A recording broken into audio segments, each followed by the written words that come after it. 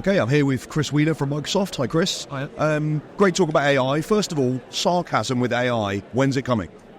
We're not too sure just yet. We know that the team over at OpenAI are working on a load of interesting things around the GPT models. Like you see loads of things around GPT-4V now, being able to use images, obviously in terms of image creation or pumping in an image to get a text output.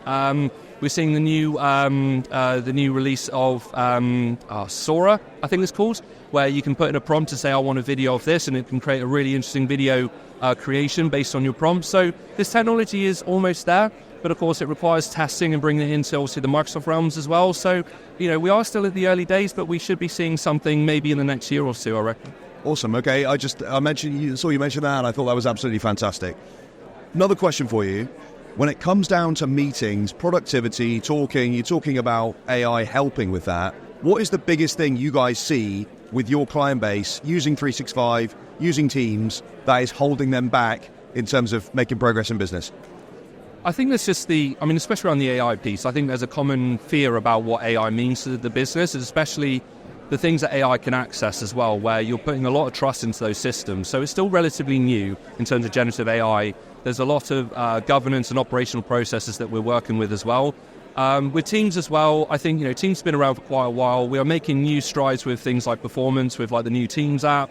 There's things that we're doing around meeting rooms, around more inclusivity. There's things that we're doing around meeting rooms solutions as well. So there's still loads of exciting things to come. And I think because of that innovation, sometimes people are just holding back just to see what that innovation looks like as well. So I think there is a common concern, but then of course we do have customers that are just diving straight in and they're really seeing the benefits of that. That's fascinating. I remember personally, and I'm sure you're the same, when a new version of Windows came out, you would hold back. But especially from a corporate standpoint, at home as well, I remember I ran 7 Pro for a long time before going to 10. Yeah. So I totally get that. Lastly, just want to ask you, in terms of the neurodiversity piece that you mentioned, how do you think AI is helping with that?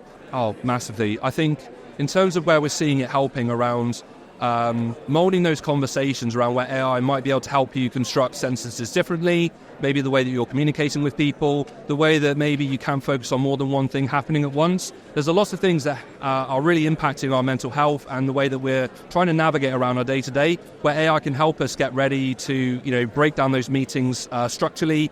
And there's also a really good education piece as well with AI to help us learn at our own pace as well. So one of the things I use AI for, so I'm looking at a document, I usually ask Copilot to explain it to me like a 5-year-old, and it works really, really well. So there's different things that AI is helping us, especially around the accessibility piece, massively. Awesome. Chris, thank you very much. Have a great day. Yeah, you too. Thank you.